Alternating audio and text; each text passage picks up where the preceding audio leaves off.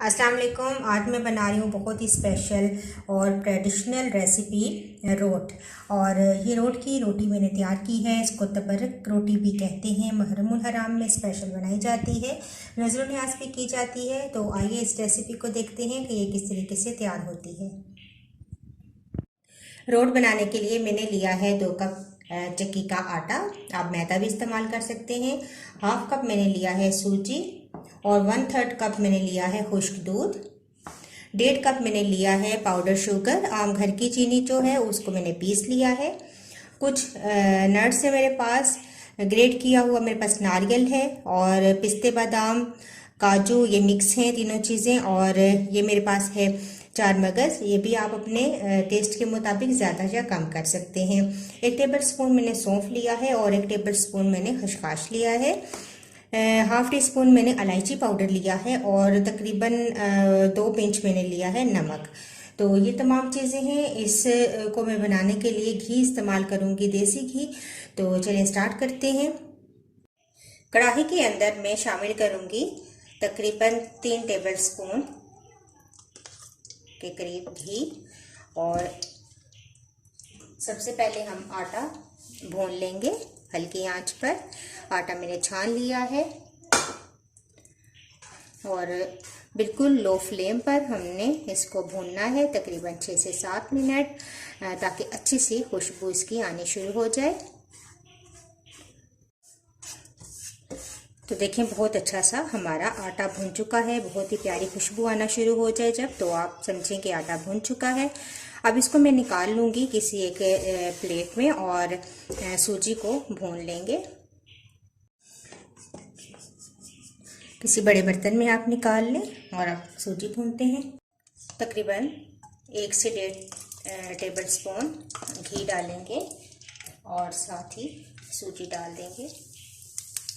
इसको भी हम लो फ्लेम पे भूनेंगे। सूजी भी हमारी बहुत अच्छी सी भून चुकी है, इसको भी निकाल लेंगे।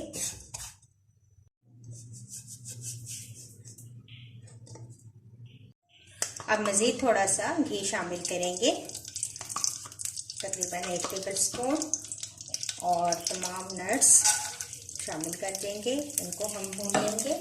साथ ही मेरे पास है खसखस। इसको मैंने धो लिया था क्योंकि इसके अंदर बहुत ज़्यादा मिट्टी होती है, तो मैंने इनको धो लिया था। ये भी हम साथ ही भून लेंगे।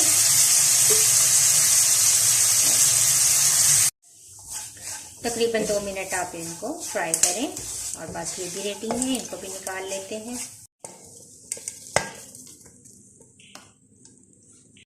अब इसके अंदर मैं शामिल करूँगी 1/3 कप मैंने लिया है खुश्क दूध। इससे बहुत अच्छा इसका जायका आएगा। 1 टेबल स्पून मैंने पिसे हुए सौंफ लिए हैं। साबुत सौंफ भी आप डाल सकते हैं और पीस कर भी, लेकिन सौंफ ज़रूर ऐड करें, बहुत ही अच्छा इनका जायका आता है। हाफ टी स्पून मेरे पास इलायची पाउडर था और 2 पिंच नमक, और साथ ही मैं शामिल कर दूंगी शुगर।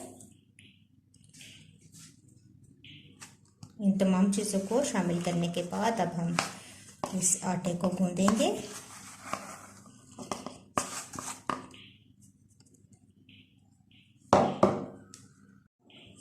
तो हम चीज़ों को मिक्स करेंगे। अच्छा, आप चीनी की जगह ब्राउन शुगर भी इस्तेमाल कर सकते हैं, शक्कर। उससे भी बहुत ही मज़ेदार इनका जायका आता है और बहुत अच्छी बनती हैं। तो मिक्स करने के बाद अब हम थोड़ा थोड़ा पानी ऐड करके इसको गूंद लेंगे जैसे आटा गूंदते हैं।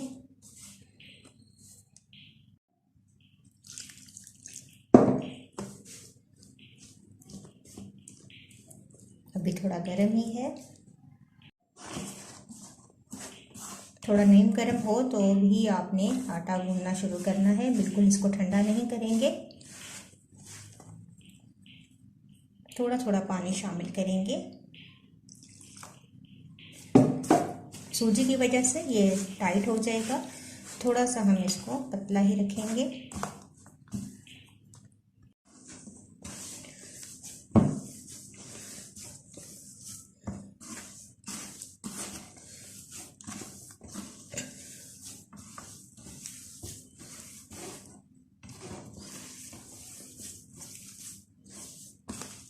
थोड़ी देर इसको छोड़ेंगे तो ये खुद ही थोड़ा सा टाइट हो जाएगा।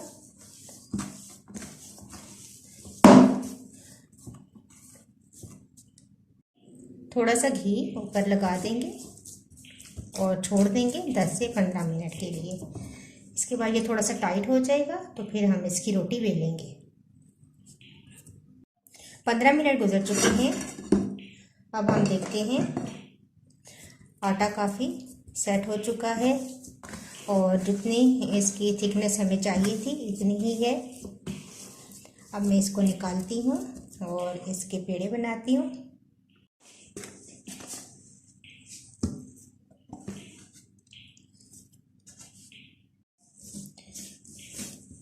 एक दफ़ा दोबारा हम इसको मिक्स कर लेंगे ताकि जब हम रोटी बेलें तो ये फटे ना।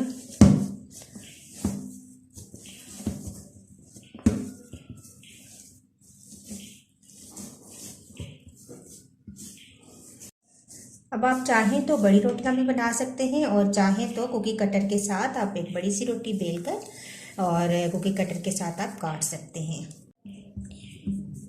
तो मैं छोटी रोटियां ही बनाऊंगी, बहुत बड़ी रोटी नहीं बनाऊंगी। इस तरीके से अब इसको उठा के हम पैन में शिफ्ट करते हैं। पैन में थोड़ा सा घी लगा लेंगे।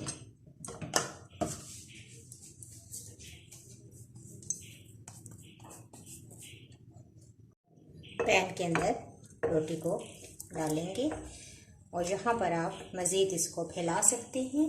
थोड़ा सा घी लगा लें हाथ पे और इसको फैला लें।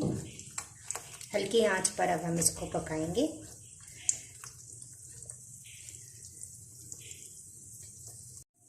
ऊपर चाहें तो थोड़े से नट्स डाल दें गार्निश के लिए, और अगर आप नहीं चाहते तो कोई मसला नहीं है, बेशक ना डालें।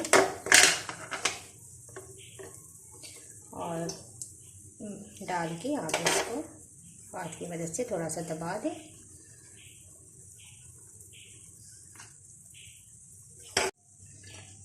जब आपको लगे कि नीचे से पक गया है तो फिर आप प्लेट रखकर इसको टर्न कर लें। तो देखें कितना प्यारा कलर आया है।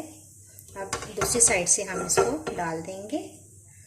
अब दूसरी साइड से पका लेंगे 2 से 3 मिनट। 2-3 मिनट गुजरने के बाद अब दोबारा हम इसको पलट कर देखते हैं। तो ये देखें बहुत ही ज़बरदस्त।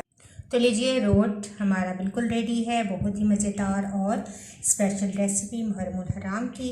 आप ज़रूर ट्राई कीजिएगा और मुझे अपना फीडबैक ज़रूर दीजिएगा। इंशाल्लाह एक नई वीडियो के साथ दोबारा हाजिर होंगी। अल्लाह हाफ़िज़।